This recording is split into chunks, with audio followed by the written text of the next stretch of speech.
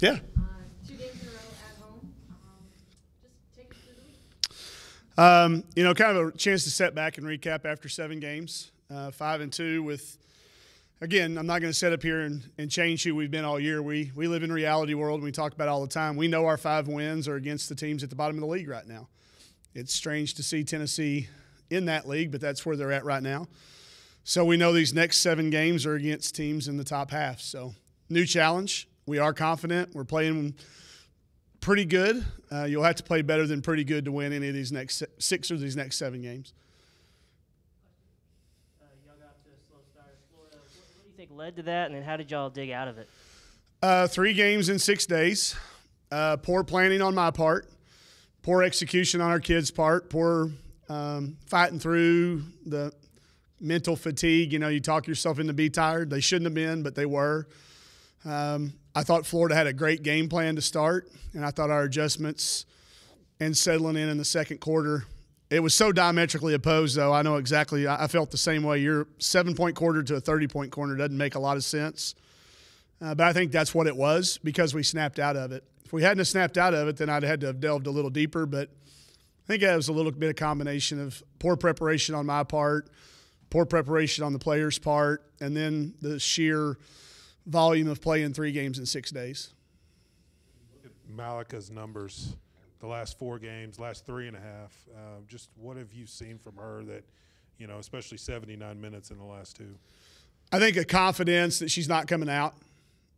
I think even for the first part of the year, we were playing IT 17 to 20 minutes a game. There was always that a little bit of look over your shoulder, and that's natural for a kid to have. She doesn't have it now. I think she's playing fearlessly.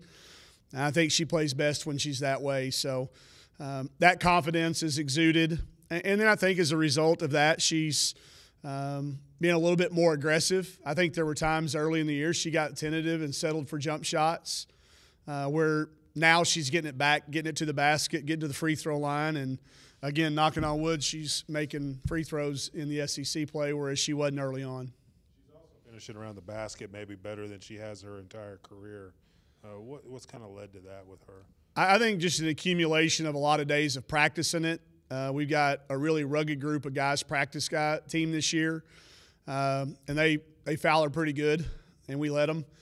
So I think we've done that. Plus, going back to what you were talking about, just that confidence. But she's worked at it more, and it's accumulated more. And once she gets in there, we're all expecting it to go in when she gets around the basket or get fouled, one of the two. So when Galden comes back from injury, then is that going to force some kind of tough discussions between you and assistant coaches on playing time for her? Probably, yeah. Or we find a way to play them together. We talked about doing that early in the year, but then we got in some foul troubles and it just didn't work out. So I think the conversation will not be does Mal play 38 or 39 minutes. I think the conversation will be do you play them together some. But we'll see how that goes. But I think that's part of the thing that's beautiful about this team. We'll make adjustments as it goes. But, yeah, that's what the conversation will be. You mentioned the stretch getting ready to go through, but to have the confidence coming off a 4-game winning streak, how much does that change maybe the narrative of how you would approach? Well, I don't think if you're not on that 4-game winning streak, you don't have the confidence going up a team like Georgia, who's picked, I think, 3rd in the preseason poll, maybe 4th, 3rd or 4th. And the kids kind of look at you like, Coach, we can do this. Whereas in the past, I think maybe you don't do that. But I think that's what those wins do. It gives you that confidence to go up against a team that was made a deep run in the NCAA tournament, had really high expectations. I think if we'd have been, 2-5, it's a different type of atmosphere. The practices just feel different. When you're on a little bit of a winning streak, you've got a little extra step, and all those things, we're going to need all those because, again, this is a Georgia team that when you look at them on film, they're a lot like looking at Mississippi State. They have tremendous size around the basket, and not just in one person, in a number of people. And then defensively, they can win a game with defense. There's not as many teams in our league as there used to be that do it this way, but Georgia can win a game without scoring. They can do it to you on defense. They can take away the things that we're really good at. They can keep us from driving. They can keep Mal from getting it. They've probably got the best perimeter defender in the league in Taja Cole, who's back. She didn't play last game, but I did a little research, and I think she's coming back for this one. Probably the best perimeter on-ball defender in our league. And then, when you've got Robinson and Jenna Stady back there blocking shots and Stephanie Paul, it makes scoring at a premium. So they could beat us with just sheerly with their defense. So it's going to be a fun matchup to see if offense wins out over defense. But this is a really, really good Georgia team. I know they're coming off a loss to Alabama, but, that's one of those outlier things. So if it's similar to Mississippi State then and kind of the matchup, or what did you learn from trying to guard, Mississippi State's two towers down there at the back to be similar for this? Yeah, that you don't try it with a triangle and two. We tried that, and Jordan Danbury had a career night, and ever since she's been playing extremely well. So I think we've got to be a little bit more strategic when it comes to that. But I do think this. I think we learned in that second half against Mississippi State, if you stay aggressive, you can find shots. They're not maybe the shots you're used to finding, but there will be shots to be had. And I think we learned that in the second half against those guys, where we could find some even against size. So we'll carry a little bit of that over. We have to be really good in transition, but you can't get to transition against these guys unless you finish with stops. You can't get it out of the net fast enough to get it up the floor. Their defense is going to be set. So we need to be going against their transition defense way, way more often than their half-court defense. Mike, we haven't even mentioned Taylor. Is she playing as best as she's played since she's been here? And along those lines, is Malika maybe playing as well as she's ever played? Well, Mal, since we've been here 2 years, yeah, I think so, with the confidence. She may have played better her freshman and sophomore year. I didn't get a chance to see all that. But Taylor had a stretch in Italy where she was pretty dang good. And that was when we first got really excited, because she went home with the summer, came back with a really refreshing outlook of doing what we needed to do and what she needed to do to get on the court. She was really good in Italy.